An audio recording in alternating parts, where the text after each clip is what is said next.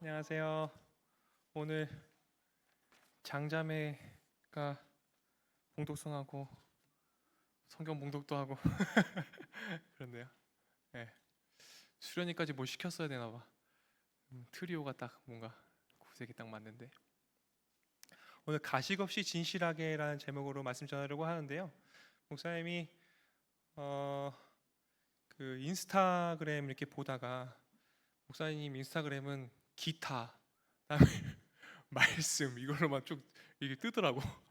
근데 그, 그 인스타 중에 찐사랑을 알 수 있는 성경 구절 이렇게 10가지 이렇게 되어 있는 거야. 그래갖고 이걸로 설교하면 너무 좋겠다 이렇게 생각을 하면서 예전에 저장해 둔 게 있었는데 그 본문 이 구절만 이렇게 되어 있는데 이 본문을 전체 좀 성경을 다루면서 여러분들과 나눠봤으면 좋겠다라는 생각을 좀 했습니다. 목사님 하나님의 사랑과 이웃 사랑에 대해서 예전에 설교도 우리 같이 수련회도 같이 했었었고 또 여러 번 여러 차례 사랑에 대해서 그다음에 공동체의 사랑에 대해서 많이 나눈 바 있는데요. 또 우리가 하나님의 찐 사랑에 대한 부분들 나누는 시간 가졌으면 좋겠다는 생각이 좀 들어요. 한 10주 정도 목사님이 말씀 좀 준비했는데 여러분들 함께 봤으면 좋겠다는 생각이 듭니다. 사실은 다음 주부터 시작했었어야 되는데 오늘 첫 주여가지고 네, 이제 오늘부터 좀 같이 좀 살펴보고자 하는데요. 목사님이 조금 말씀이 좀 중복될까봐 지난 창조교회에서 설교했던 목사님의 설교문을 다 봤는데 요한일서 3장 13절에서 24절 말씀을 가지고 내가 설교한 적이 없더라고. 난 설교했다고 생각했는데 설교한 적이 없더라고요. 그리고 이 말씀을 어떻게 내가 빼놓고 그동안 했을까 이런 생각을 하면서 또 말씀 준비하면서 너무 기뻤고 그랬어요. 이 요한일서에 대한 말씀 여러분들이랑 4장도 나왔었고 5장도 나왔고 2장도 나왔었고 1장도 나왔더라고. 근데 3장은 빼놨던데 좀 배경 설명을 하면 요한일서 말씀은 사도 요한이 이제 끝까지 하나님을 사랑하는 것에 대한 부분들을 끝까지 사랑하는 것이 무엇인지에 대한 부분들을 나누면서 했었는데 이때 배경은 무엇이냐면 사실은 교회 안에 있었던 이단들에 대한 대상 때문이었습니다. 한마디로 같은 공동체에서 신앙생활을 하지만 다른 마음을 품고 있는 것이었죠.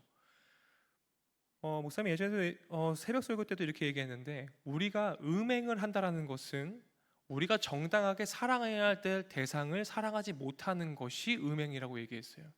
내가 사랑해야 될 대상을 사랑하지 못하고 하나님께서 사랑하지 말라고 한 대상을 사랑할 때 그것이 음행이다 이렇게 얘기했습니다. 좀 이해가 되세요? 네. 내가 마땅히 사랑해야 될 대상을 사랑하지 못하는 것이 주님께서 보시기에 음행이라는 것이죠. 그래서 이때 영지주의 이단들이 기독교를 위협하고 있었습니다. 어떻게 위협하고 있었냐면 눈에 보이지 않는 영혼은 선하지만 육은 악하다라는 거예요. 그러니까 우리들 눈에 보이는 이 육은 악한 거야 다. 예? 다 악한 거예요. 그런데 하나님의 사랑을 헤아리면 헤아릴수록 어땠습니까? 하나님이 세상을 이처럼 사랑하사. 그렇죠? 하나님은 모든 피조세계를 다 사랑한다고 목사님 분명히 얘기했습니다. 근데 다만 무엇이 문제다? 세상을 악하게 바라보는 우리들의 눈이 내가 문제다. 그렇죠? 탐욕의 눈으로, 성공의 눈으로, 음행의 눈으로, 살인의 눈으로, 그렇죠? 바라보는 내가 문제다. 그걸 통해서 우리는 하나님 나라가 펼쳐지겠습니까? 하나님 나라가 펼쳐질 수가 없다라고 얘기했습니다. 그래서 영지주의의 영향을 받은 사람들이 극단적인 욕구에 대한 절제로 그 신앙을 표방하려고 했었죠. 그 본인들을 굉장히 괴롭히기 시작하는 신앙의 단계로 가게 되는 것이죠. 그것들을 바라보면서 굉장히 요한의 마음이 어려웠던 거예요. 요한이 만난 하나님은 그런 하나님의 사랑이 아닌데 이들이 극단적으로 교회 안에서는 금식을 하고 그다음에 식욕을 억제하고 그다음에 잠도 줄이고 말을 적게 하고 성적인 욕구를 억제하는 것을 경건한 삶의 방편이라고 얘기했지만 교회 안에서는 그랬지만 교회 밖에서는 그러지 않고 은밀하게 모든 성적인 죄와 탐욕의 죄와 시교계 죄와 모든 것들을 다 하면서 교회 안에서는 그렇게 하는 것들을 보게 되면서 교회 밖과 안의 삶이 다르기 때문에 문제가 되었던 것들을 보면서 하나님의 사랑을 전한 것이 이 요한의 마음이에요. 하나님께서 부어주신 마음. 그럼 여러분 한번 생각해 봅시다. 정밀하게 들여보자는 거죠. 교회 안에서는 사랑한다고 다 고백하고 우리 공동체 안에서는 주님을 사랑하고 그렇게 예배하고 살지만 교회 밖에서는요. 목사님, 오늘 주일 거룩한 예배가 잘 드림바되어지려면 우리들의 월화수목 금토가 주님 앞에 정말로 사랑으로 이루어지는 하루하루, 오늘이라는 예전이 그렇게 드림바되었을 때 오늘 주일의 공동체 예배가 주님께 온전하게 드림바되는 예배라고 목사님이 얘기했습니다. 그럼 내가 월화수목 금토가 무너졌어요. 그러면은 우리는 거기에 대한 책임이 있어요. 그렇죠? 거기에 대한 책임이 있다고. 나는 월화수목금토를 잘 지냈어. 그래서 성령 충만해. 주일 와서 예배 드렸어. 근데 우리는 그 이면을 봐야 돼요. 누군가가 예배를 월화수목금토가 무너져 갖고 예배를 못 드린다면 거기에 대한 책임이 누구에게 있다고요? 나에게 있음을 여러분 인지하셔야 돼요. 그것이 주님께서 말씀하시는 교회의 모습이에요. 왜요? 우리는 그리스도의 각기 지체되는 몸의 지체라고 말씀하셨잖아요. 그죠? 그런데 나만 예배 잘 드렸어. 그건 중요하지 않다라는 거예요. 주님께서 보시기에. 다른 사람의 월화수목금토가 무너졌어요. 그럼 그것은 하나님께서 원하시는 예배가 아니라는 거예요. 그래서 그 이중적인 삶에 대한 부분 때문에 뭘 얘기합니까? 하나님을 사랑하고 이웃을 사랑하는 것이 새 계명으로 우리들에게 주어진 거예요.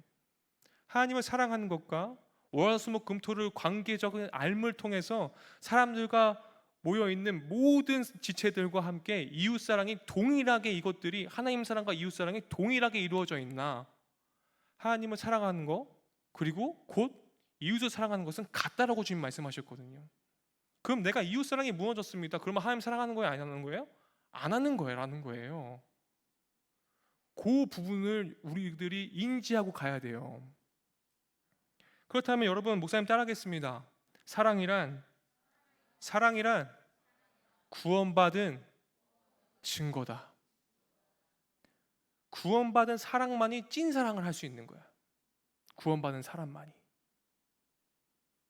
근데 어떻게 돼요? 매일매일 구원받아야 돼 우리. 그렇죠? 매일매일. 여기저기 뭐 여호와의 증인 저기 신천지 없죠? 한 번 구원받았으면 끝난 거야. 없죠? 우리는 매일매일 구원받아. 매일매일 새로워져야 되잖아요. 그렇죠? 13절에서 15절에서 그래서 이렇게 되어 있어요. 우리 한번 오늘 본문 말씀 13절 15절 말씀 함께 읽어볼게요. 좀 길지만 우리 집중해서 한번 말씀 봅시다. 형제들아, 세상이 너희를 미워하여도 이상히 여기지 말라. 우리는 형제를 사랑함으로 사망에서 옮겨 생명으로 들어간 줄 알거니와 사랑하지 아니하는 자는 사망에 머물러 있느니라. 그 형제를 미워하는 자마다 살인하는 자니 살인하는 자마다 영생이 그 속에 거하지 아니한 것을 너희가 아는 바라. 여러분, 10계명에 하나님의 명령 가운데 하나님 사랑, 이웃 사랑이라는 그 두 계명 아래 그 이웃 사랑의 개념에 뭐가 있습니까? 살인하지 말라가 되어 있어요. 근데 오늘 성경 말씀에서 뭘 얘기하고 있습니까? 형제를 미워함이 뭐라고요? 살인이라고. 목사님 하이 수련회 때 이렇게 둥글게 하면서 억지로 목사님이 여러분들 기도한 그때 돌아가면서 2시간 했던 거 기억나? 근데 찬양 뭐 하면서 했지? 아까 안내 팀이 목사님 오늘 이거 언급하려고 그랬는데 그 찬양 불러서 목사님 깜짝 놀랐는데 미움, 다툼, 시기, 질투 버리고 뭐래? 우리 서로 사랑해. 뭘 버리라고요? 미움, 다툼, 시기, 질투요. 그럼 한번 점검해 보자는 거죠. 내가 한 주간에 살면서 이웃 사랑을 실천하지 못했다면 하나님 사랑이 실패한 건데 내 안에 미움, 다툼, 시기, 질투가 없었는가에 대한 부분이에요. 그것들을 해결하셔야 돼요. 그걸 정말 해결하셔야 돼요. 그거를 그냥 간과하시면 안 돼요. 이건 밀접하게 연결되어 있어요. 왜요? 그 미움, 다툰, 시기, 질투를 버리지 못하면요, 하나님과 나와의 관계가 어떻게 되는 거예요? 금이 가기 시작해요. 하나님 사랑에 충만하면요, 믿음, 다툼, 시기, 질투가 없는데 내가 하나님과의 금이 가면 누군가를 미워하게 되고 시기하게 되고 질투하게 되고 다툼이 일어나게 되더라는 것이죠. 거기서는 그럼 뭐가 생겨요? 거기서는 하나님께서 원하시는 샬롬이 사라져요. 내가 누군가를 미워하는데 거기에 샬롬이 임할까요? 오늘 찬양 목사님 너무 좋아하는 찬양인데 소라가 편곡을 너무 잘해서 내 영혼 평안해. 내가 누군가를 미워하고 시기하고 질투하고 다투었는데 내 영혼이 평안할까요? 거기에 샬롬이 임할까요? 그건 하나님 나라가 임하지 않은 상태라는 것이죠. 그래서요, 우리가요, 우리들의 정체성을 회복하는 길은 뭐예요? 하나님을 사랑하고 이웃을 사랑하는 데에 있어요. 왜요? 목사님이 얘기했습니다. 우리들의 정체성은 뭐라고? 하나님은 참 포도나무, 나는 뭐야? 가지. 하나님과 연결되어 있으려면요, 하나님을 사랑하고 이웃을 사랑해야지만 내가 하나님과 연결되어 있어. 나는 그거 자체야. 그럼 그게 뭐예요?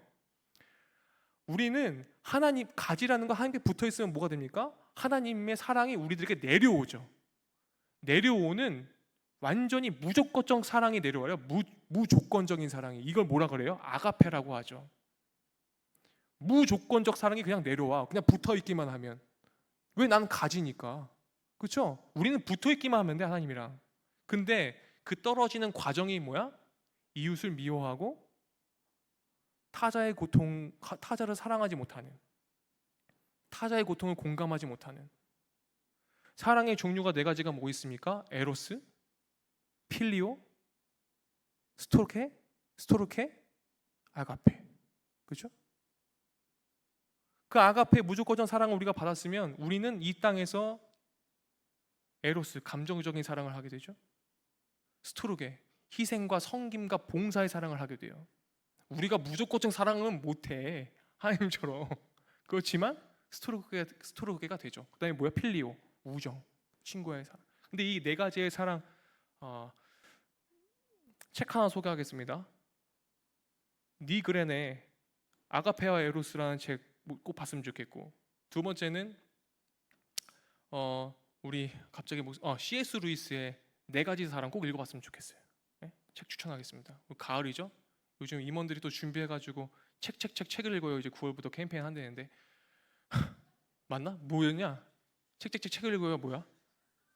어쨌든 뭐 한대. 어쨌든 그래서 목사님 뭐 추천도 했습니다. 추천합니다. 꼭 읽어보시길 바래요.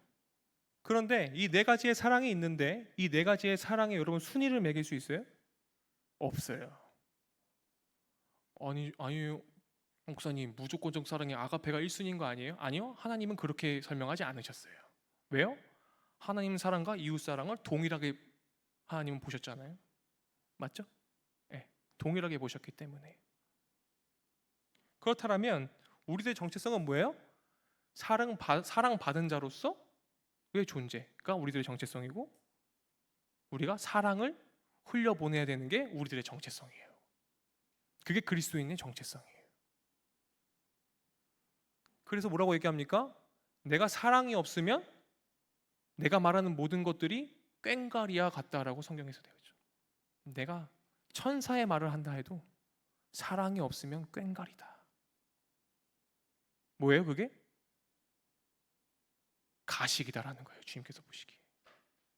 내가 주님을 믿는다고 얘기하면서 그렇게 주님 얘기를 해도 사랑이 없으면 뭐다? 꽹과리다. 가식이다. 라는 겁니다. 거기서 주님께서 뭐라고 하십니까? 천국은 침노하는 자의 것이니. 네. 침노하는 자의 것이니. 뭡니까? 내가 사랑이 없음을 계속해서 인식해야 되는 사람에게, 그것들을 경계하고 노력하는 자에게 하나님께서 하나님 나라를 부어주시죠. 그래서요, 하나님께서는 요한일서 3장 13절에 15절에 사랑과 미움이라는 키워드로 정리하면 다 이렇습니다. 목사님 좀 정리해 봤는데요. 첫째는요, 세상이 그리스도인들을 미워해요. 그렇죠? 세상은 그리스도인들을 미워해. 그런데 그리스도인은 세상이 아니라 하나님께 속하였기 때문에 미워한다라는 거예요. 맞죠? 그러면 우리가 예수님을 믿는다고 얘기하지만 내가 타자를 미워하는 마음이 생겼어요. 그럼 나는 주님께 속한 사람이야? 세상에 속한 사람이야? 세상에 속한 사람이죠, 그때는. 그죠? 맞죠? 두 번째는 형제 사랑은 구원받은 사람의 표지인데, 사랑을 행한다는 것은 구원받았다는 증거라고 목사님이 얘기했잖아요. 사랑은 구원받은 자의 증거다라는 거죠. 세 번째 뭡니까? 형제를 미워하는 것은 살인하는 것이고 받지 못한 사람의 특징이라는 것이죠. 그죠? 특징이에요. 타자를 미워하는 마음은 구원받지 못한 사람의 특징인 거죠. 맞죠? 지금 논리적이게 설명하고 있습니다. 네. 그렇다면 목사님도 생각을 해보는 거거든. 내가 진짜 미워하는 사람이 누가 있을까 생각해 보는 거예요. 왜 나도 사람이잖아. 그렇죠? 그렇죠? 그럼 어떻게 해야 됩니까? 더 사랑하려고 노력해야 하는 거예요. 더 사랑하려고. 그렇죠? 더 사랑하려고.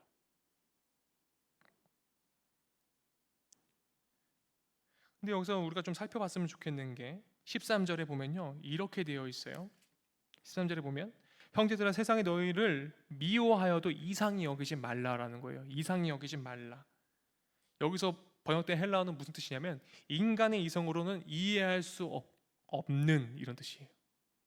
우리들 이성과 지성으로는 이해할 수 없다라는 뜻을 담고 있어요. 그래서 이상히 여기다는 여기서 원문은 기적과 같은 일이 벌어질 때 이 단어를 써요. 이상한 거예요. 이해할 수 없는 일이 지금 기적같이 벌어졌어요. 그러니까 요한에게 있어서는요, 이상한 일은 뭐냐면 세상이 그리스도인을 미워하는 것이 이상히 여기지는 게 아니라 예수 그리스도 안에서 한 가족이면서 성령의 공동체가 된 그리스도인들이 서로 사랑하지 못하는 모습을 보면서 이상하게 여기는 거예요. 지금 아까 목사님이 배경을 설명했죠. 영지주의 이단들 때 사랑하지 못하는, 예수님 믿는다고 얘기하면서 본인들이 사랑하지 못하는 걸 보면서 지금 이상하게 여긴다라는 거죠. 아니 예수님을 믿는다고 얘기했는데 왜 이렇게 자꾸 공동체를 파괴하고 샬롬이 임하지 않지? 그걸 보면서 이상하게 여긴다라는 거예요. 세상이 우리들을 미워하는 걸 이상하게 여기는 게 아니에요. 지금 그건 당연하다는 거예요. 근데 예수님 믿는 사람이 세상을 사랑하지 못하고 타자를 사랑하지 못하는 것이 지금 이상히 여긴다라고 얘기하는 거예요. 여러분 오늘 본문은 13절 같이 얘기했는데요. 13절부터 읽었는데요. 그 앞절의 12절을 성경 읽으신 분들만 좀 보면요. 이렇게 돼 있어요. 11절부터 목사님 읽어드리면 우리는 서로 사랑할지니 이는 너희가 처음부터 들은 소식이라. 예.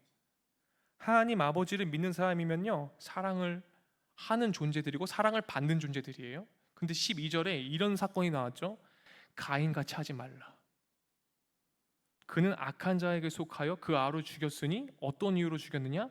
자기의 행위는 악하고 그의 아우의 행위는 의로움이라. 가인이 하나님을 몰랐습니까? 알았어요. 근데 어떻게 했어요? 죽였어요. 그렇죠? 하나님을 알았어도 죽였어요. 뭘 훼손했어요? 하나님께서 부으신 사랑과 그 은혜를 훼손시켜진 상태 가운데 놓여져 있으니까 어떻게 됩니까? 죽여버립니다. 우리 안에 영생이 없었을 때는 형제를 미워하는 것이 꺼리낌 없습니다. 그리스도인들은 형제를 미워하는 것만으로도 심판을 받게 될 것임을 여러 차례 성경에서 주님이 경고하셨어요. 마태복음 5장 21절에도 형제를 미워하는 자에게 대한 경고가 나오거든요. 미워하는 게 곧 살인인데 그것들에 대해서 우리가 굉장히 간과하고 있죠. 그 미워하는 것 정도는 뭐 괜찮은 것처럼 생각을 할 때가 많아요. 가볍게 생각해요. 근데 그렇지 않다라는 것이죠. 주님께서 보시기엔. 그래서요, 유대인들의 선생으로 자처하던 서기관과 바리새인들을 향해서요, 주님께서 무섭게 책망하셨던 여러 가지 사건들을 여러분들이 꼭 기억하셔야 돼요. 무섭게 책망하셨거든요, 주님께서. 그 사람들을 미워하는 그들을 바라보면서. 그게 뭡니까? 겉으로는 율법을 준수하는 삶을 사는 것처럼 보이지만, 지금 배경의 영지주의자들처럼 보이지만, 신실한 것처럼 보이지만 그들의 시커먼 속내를 주님께서 아셨기 때문에 책망하셨죠. 왜요? 우리 주님은 뭘 보세요? 외모를 보지 아니하고 중심을 보시는 분이시기 때문에. 한마디로 주님은요, 가식 없는 진실함으로 사랑하기를 주님 바라세요. 우리들이 가식 없는 진실한 사랑, 그 중심을 보세요. 주님은 형제를 향해 분노하고 모욕적인 말을 한 것이 실제적인 살인을 저지른 것과 다름없다라고 얘기를 하십니다. 이성을 향해 음란한 생각을 품는 것이 곧 간음죄를 범한 것이라고 경고하셨습니다. 영생을 소유한 사람의 마음에 미움이 자리할 수 없는 이유는 성도의 마음이 더 이상 죄의 지배를 받지 않고 예수 그리스도의 은혜에, 그 사랑에 통치된 바 있기 때문에 그렇죠. 그런데 우리는 어떻습니까? 예수 그리스도의 은혜의 통치에 순종하며 살기보다는 자연스러운 것이라고 여겨져 있는 것들을 쫓게 마련이에요. 그게 어떤 속성입니까? 죄의 속성이죠. 우리들의 편리주의 신앙, 그죠? 편리주의 신앙. 기본적인 감정과 욕구들을 성령 안에 새롭게 배우고 그래서 훈련을 해야 되는 필요가 있습니다. 하나님을 알면 알수록 하나님의 마음과 하나님의 사랑에 대한 부분들을 더욱더 깊게 이해할 필요가 우리가 있는데, 우리가 그것들에 대해서 이면을 바라보지 못하고 주님을 바라볼 때가 너무나 많지는 않은가 생각을 해보게 됩니다. 목사님이 멸종위기 사랑이라는 제목으로 말씀 전할 때도 이런 얘기 했었습니다. 지금은 사랑하는 것이, 누군가를 사랑하는 것이 굉장히 소극적이고 사랑을 멸종위기종으로 바라보고 있다, 이런 얘기 했었죠. 그때 그 사랑은 뭐예요? 가식이 없는 진실한 사랑을 얘기해요. 진실한 사랑이에요. 그렇다면 사랑이라는 것은 구원받은 사람의 증거인데, 그 사랑은 그것들은 어떻게 알 수 있냐? 행함과 진실함으로, 가식 없이 진실하게 행할 때 그것을 알 수 있죠. 그래서 16절에 이렇게 되어 있습니다. 그가 우리를 위하여 목숨을 버리셨으니 우리가 이로써 사랑을 알고 우리도 형제들을 위하여 목숨을 버리는 것이 마땅하다 라고 되어 있는데, 많은 성도들이 많은 믿음을 지킨다고 믿음 생활을 한다고 하면서 지키면서 살아가는 사람들이 이 사랑이라는 감정이 모든 사람 안에 있는 기본적인 것이라고 생각하기 때문에 새롭게 배우거나 훈련되어져야 된다는 생각은 하지 못합니다. 그런데 사랑은 여러분 진짜로 배워야 하고 훈련받아야 할 덕목 중에 하나죠. 누구에게 당연히 배워야겠어요?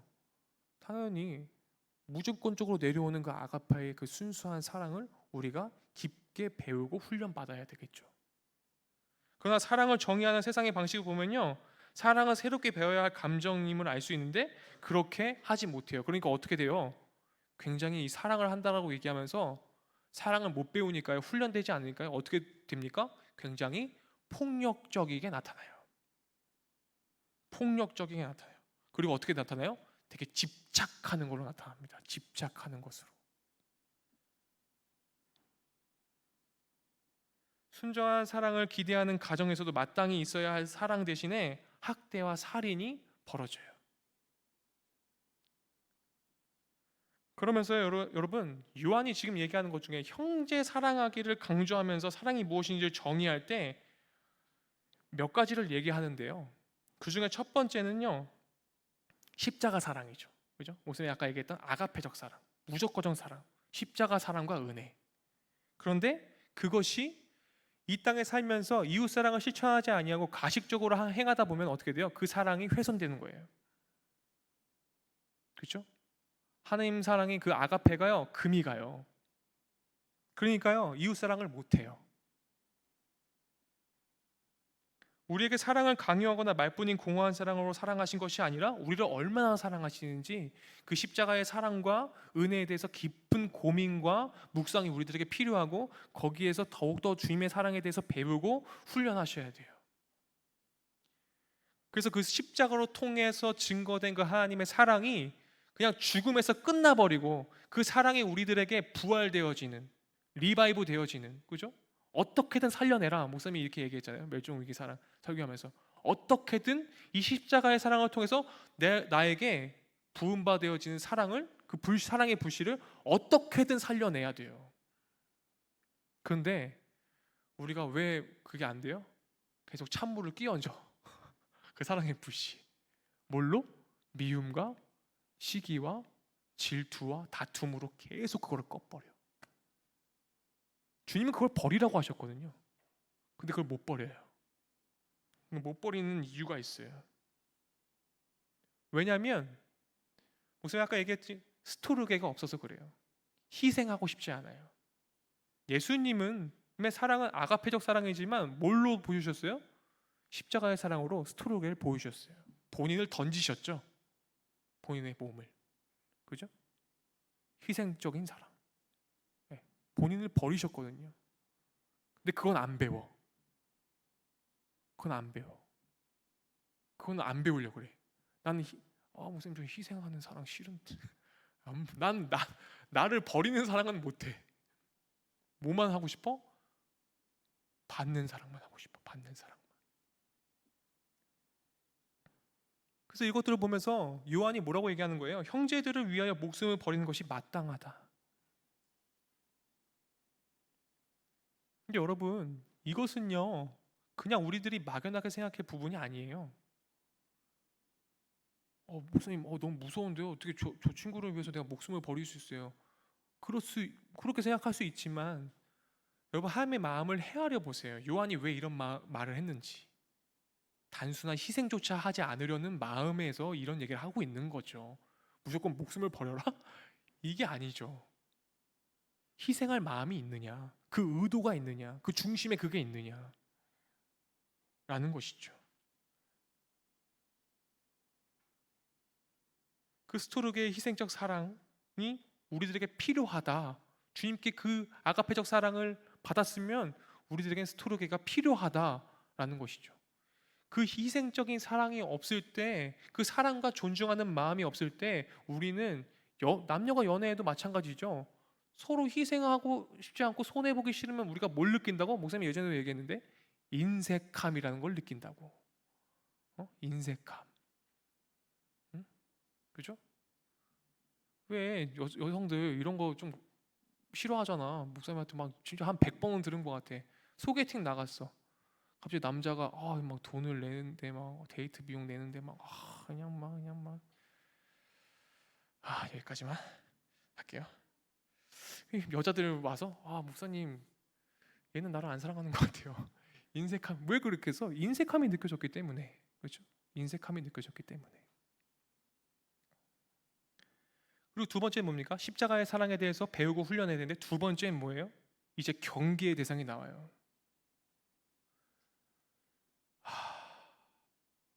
이제부터가 중요한데요. 17절 말씀, 18절 말씀 우리가 집중해서 한번 읽어볼게요. 17절, 18절 다 같이 읽어보겠습니다. 누가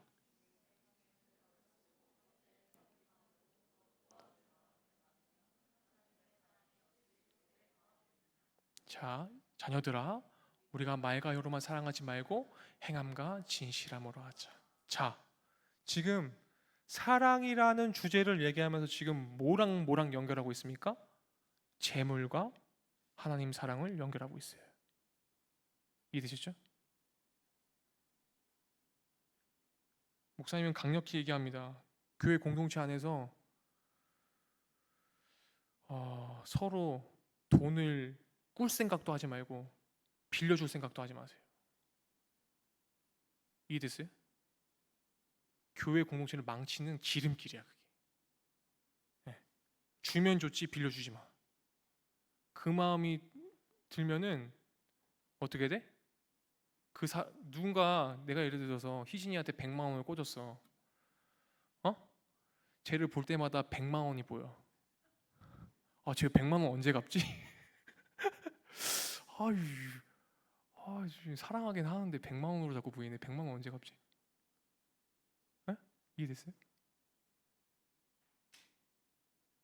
그럼 어떻게? 빌린 사람은 또 어떻게 돼? 못 갚는 상황 가운데 있으니까 어떻게 돼? 그 돈을 빌린 사람은 어떻게 돼? 피해 다녀. 와, 많이 봤거든 내가. 피해 다녀. 안 피해 다니면은 더 열받아. 뻔뻔해가지고 더 열받아. 그지? 그렇잖아.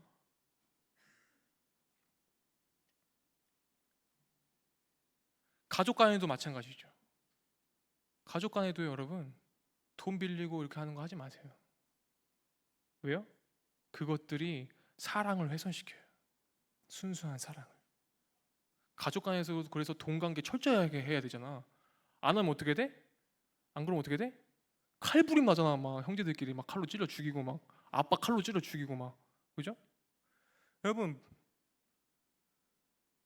아버지와 아들의 관계를 가지고 있는 탕자 이야기는 뭐부터 시작했습니까? 돈 얘기예요, 그게. 아빠 죽지도 않았는데 뭐 어떻게 했다고? 돈 달라고 했다고. 너무 당연하게 짓거인 것처럼. 아니야, 아빠 거야. 근데 아빠는 사랑하기 때문에 줬지. 근데 다 탕진했네? 그죠? 우리가 너무나 교회 공동체에서 친하고 아니면 가족이란 이름 하에 것들을 너무나 당연시 생각하는 것들을 버려야 돼요. 요한은 그것을 지적하고 있는 거예요. 왜요? 사랑해야 될 대상인데 거기에 만몬이 들어오기 때문에. 이해되세요? 그렇다면 여러분, 요한이 구체적으로 이 세상의 재물을 가지고 형제의 궁핍함을 채워주기로 요청하고 있고 계속 이런 것들을 얘기하면서 돈은 이 땅의 모든 것을 할 수 있는 것처럼 보이는 막강한 권세로 우리들에게 자리매김되어 있어요. 그 구조 가운데 있다라는 거예요. 근데 요한이 얘기하고 싶은 건 뭐예요? 하나님 나라에서는 그게 아무런 힘이 없다라는 걸 얘기하는 거예요. 책 추천합니다. 자크 엘ler의 하나님이냐 돈이냐 꼭 읽어보십시오. 네, 하나님이냐 돈이냐. 리처드 포스터의 돈, 섹스, 권력을 얘기할 때도 맨 처음에 뭐가 나와요? 돈이란 게 나와요. 그래서 교회 안에서 돈 얘기하지 마. 돈 얘기하면 아주 그냥. 우리가 세상에 속해 있을 때요, 돈을 사랑하고 재물을 섬기는 것에 부끄러움이 없지만 주님께서 우리를 친구 삼아 주시고 영원한 하나님 나라를 기업으로 주셨음에도 우리가 여전히 돈을 사랑하고 있다면 그건 부끄러운 거죠. 그건 부끄러운 거예요. 주님은 한 사람이 두 주인을 섬길 수 없다는 걸 경고하면서 다음과 같이 말씀하셨죠. 우선 이 말씀 엄청 많이 얘기했는데 마태복음 6장 24절 말씀, 그죠? 어떤 말씀이었죠? 마태복음 6장 24절 말씀 준비되었나요 혹시? 네, 다 같이 읽어볼까요? 시작. 한 사람이 두 주인을 섬기지 못할 것이니 혹 이를 미워하고 저를 사랑하거나 혹 이를 중히 여기고 저를 경히 여김이라. 너희가 하나님과 재물을 겸하여 섬기시. 네, 돈으로 보인다니까 이 세상은. 사랑의 대상으로 봐야 되는데 저 사람이 돈으로 보인다니까 사랑의 대상으로 봐야 되는데 겸하여 섬길 수 없다라고 주님 분명히 얘기하셨어요. 돈은요 인격적인 성질의 것이 아니지만요, 여러분 분명히 말씀하셔야 되는데 성경에서요 돈을 사랑하는 것에 대해서 굉장히 경고를 많이 하셨어요. 마태복음 6장 24절뿐만 아니라 디모데전서 6장 10절 말씀 함께 보겠습니다. 디모데전서 6장 10절 말씀 다 같이 우리 잠도 깰 겸 크게 읽겠습니다. 시작. 돈을 사랑함이 일만하게 뿌리가 되나니 이것을 탐내는 자들은 미혹을 받아 믿음에서 떠나 많은 근심으로써 자기를 찔렀도다. 또 있어요. 디모데후서 3장 2절 말씀입니다. 또 읽어볼까요? 사람들이 자기를 사랑하며 돈을 사랑하며 자랑하며 교만하며 비방하며 부모를 거역하며 감사하지 아니하며 거룩하지 아니하며. 네. 또 있습니다. 히브리서 13장 5절입니다. 다 같이 읽어보겠습니다. 돈을 사랑하지 말고 있는 바를 족한 줄로 알라. 그가 친히 말씀하시기를 내가 결코 너희를 버리지 아니하고 너희를 떠나지 아니하리라 하셨느니라. 하나님을 사랑하는 것과요, 하나님을 사랑하지 못하는 것에 있어서는요, 거기에 여러분 돈이 걸려 있어요. 만몬이 걸려 있어요. 분명히 걸려 있습니다. 면밀하게 보셔야 돼요. 교회 안에서도요, 교회에서 막 싸우는 소식 들으면요, 목사님이요 딱 들여다보면요 결국에는 하나야. 주제가 돈 때문에 싸운 거야. 돈 때문에. 돈 때문에 싸운 거예요. 다른 게 없어요. 돈 때문에 싸워요. 하나님의 통치를 받는 사람은 하나님을 사랑하며 그 사랑으로 형제를 사랑하는데, 돈은 형제를 향한 어떻게 돼요? 사랑의 수단이고 도구가 돼버리게끔 만들어버려요. 그래서 돈이 그게 무서운 거예요. 돈이 일만하게 뿌리가 된다. 여러분, 세상은요, 황금이 신의 위치에 있기 때문에 형제를 위해 자신의 물질을 나눌 수 있다면 물질과 함께 시간도 재능도 그 어떤 희생도 가능하게 됩니다. 즉 형제를 향한 사랑은 말뿐인 공허한 사랑이 아니라 자신의 것을 내어주는 예수 그리스도의 사랑이 되어야 합니다. 그래서요 19절에 어떻게 표현되고 있어요? 이로써 하면서 이렇게 얘기해요. 이로써 우리가 진리에 속한 줄을 알고 또 우리 마음을 주 앞에 굳세게 하리니. 한마디로 그리스도인이 세상 속에서 구별됨을 보여주는 가장 확실한 증거는 말과 행동의 절제나 겸양의 태도나 금욕의 모습이 아니라요, 이 재물을 어떻게, 이 돈을 어떻게 생각하고 어떻게 다스리느냐가 하나님을 사랑할 수 있는 방법 중에 하나다라고 얘기하고 있어요. 목사님 저번 주에 얘기했지만 사해와 여매 그리고 소돔왕과 살레망 얘기하면서 아브라함이 소돔왕을 따르지 않고 살렘왕을, 그 샬롬의 왕을, 내 영혼이 평안해지는 것을 따랐던 그 아브라함이 첫 번째로 했던 게 뭐예요? 돈이, 이 재물이 나를 일으키는 것이 아니라 하나님이 나를 일으켰다라는 표현으로 어떻게 씁니까? 그 모든 전쟁에서 이긴 모든 것 중에 10분의 1을 주님께 드렸죠. 왜요? 주님께서 주신 것이라는 완벽한, 이게 모든 것들이 주님께서 주셨고 주님께 속하였다는 것을 표현한 것이죠. 근데 우리가 주님 앞에 예물을 드림에 있어서, 오늘도 봉헌을 했는데 예물을 드림에 있어서 우리가 인색함이 1%라도 있다면 그건 온전한 예물이 아닐 것입니다. 우리가 위선과 위장으로 사람들을 속일 수 있어도요, 누군 속일 수 없어요? 중심을 보시는 주님은 속일 수가 없어요. 그러니까 여러분 조심하셔야 돼요. 우리가 봉헌하는 마음을 잘 살피셔야 돼요. 봉헌하는 마음도. 우리 마음보다 크시고 모든 것을 아시는 하나님께서는 아무런 생명력이 없는 사랑의 삶을 살면서도 하나님 사랑과 이웃 사랑을 고백하는 그리스도인들을 책망하실 것입니다. 하나님의 드린 모든 봉헌으로 이런 성도님들도 있어. 여러분들은 그런 사람이 되지 않길 바라는 마음으로 목사님 얘기해요. 주님께 드렸으면요 그걸로 끝나는 거야.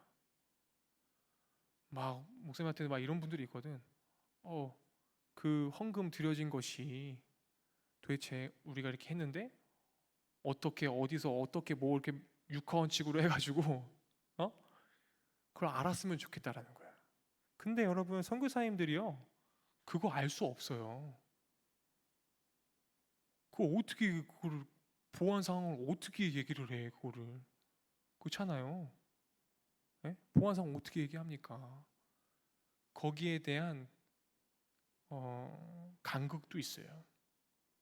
근데 여러분 그 마음 가운데 목사님이 뭘 얘기하고 싶냐면 그 마음의 의도를 살피셔야 돼요. 그 마음의 의도를. 우리 마음보다 크시고 모든 것을 아시는 하나님께서 아무런 생명력이 없는 사랑의 삶을 살면서도 하나님 사랑과 이웃 사랑을 고백하는 그리스도인들을 책망하실 때가 있어요. 왜 책망하십니까? 20절이죠. 21절 말씀 다 같이 한번 읽어보겠습니다. 이는 20절부터 읽을게요. 감사합니다.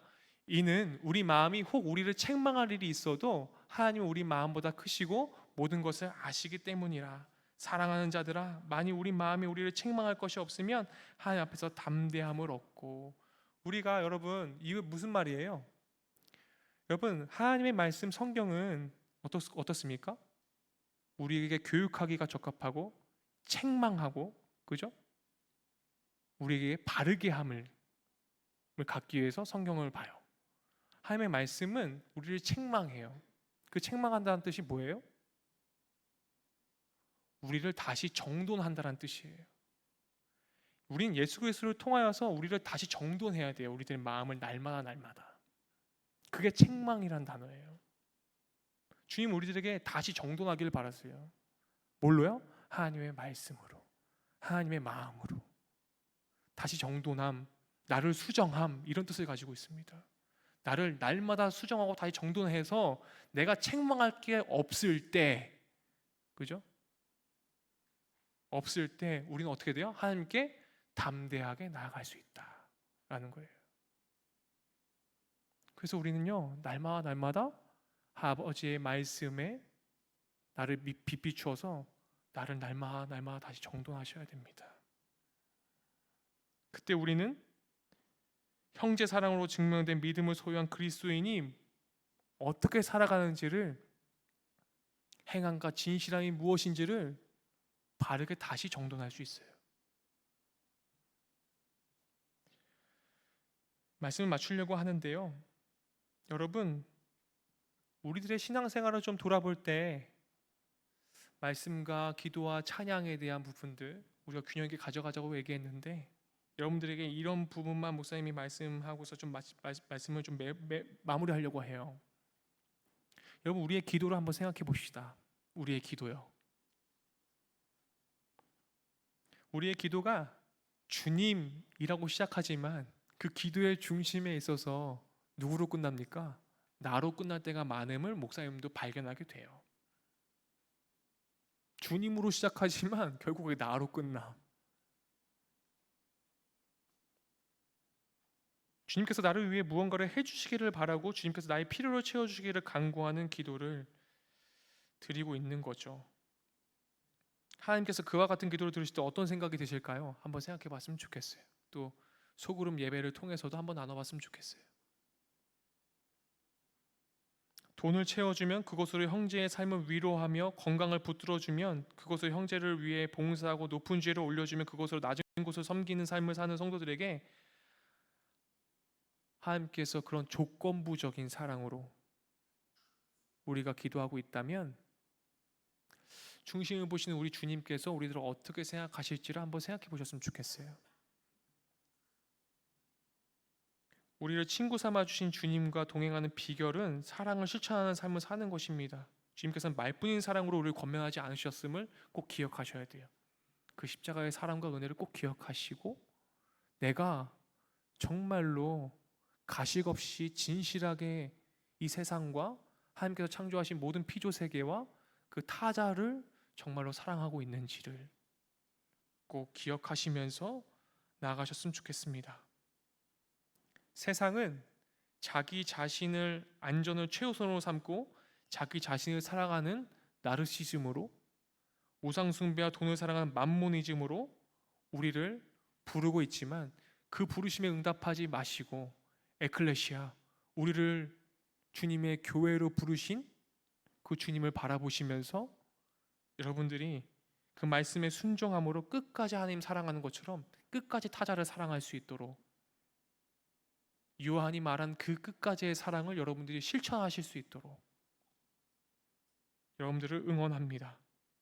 우리들의 마음에 예수 그리스도의 사랑을 부어주시고 믿음으로 용기 낼 수 있도록 힘주실 것을 믿습니다. 기도하겠습니다. 하나님 아버지, 측량할 수 없는 예수 그리스도의 사랑으로 영생을 얻었음에도 말뿐인 공허한 사랑의 삶을 살았던 우리를 돌아보게 하시고 가식 없이 행함과 진실함으로 사랑하는 삶을 살 수 있도록 인도하여 주시기 원합니다. 우리가 예수님을 믿고 사랑한다고 얘기하면서 우리들의 입술 가운데에 하나님 미움과 다툼과 시기와 질투와 또 예수님 얘기가 아니고 사랑 없음으로 꽹가리와 같은 돈에 집중되어 있는, 만몬에 집중되어 있는 말과 행함으로 죄의 종로로 타는 우리들의 모습을 다시 한번 주님 정돈하게 하셔서 무한하신 사랑으로 우리를 사랑해 주시는 그 주님을 통해 주님과 동행하는 삶이 이루어지도록 인도하여 주시옵소서. 주님께서 사랑이심을, 사랑 자체이심을 하나님 꼭 기억하는 삶 우리들에게 회복되어질 수 있도록 도와주시길 원하며 사랑이 많으신 사랑이신 예수 그리스도의 이름으로 기도드립니다. 아멘.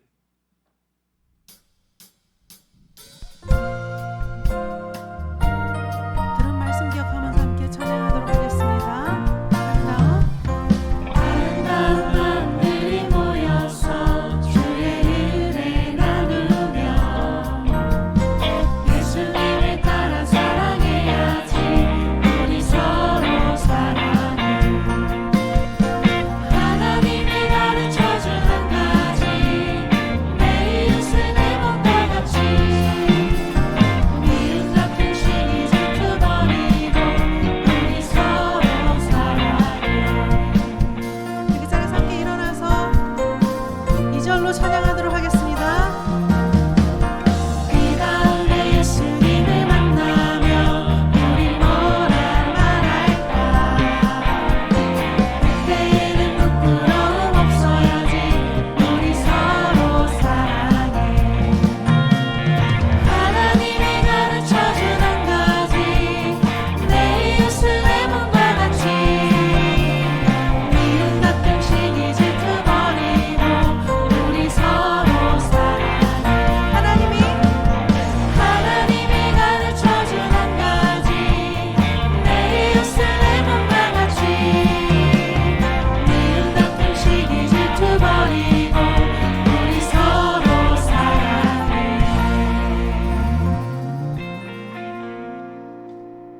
그의 계명은 이것이니 곧 그 아들 예수 그리스도의 이름을 믿고 그가 우리에게 주신 계명대로 서로 사랑할 것이니라.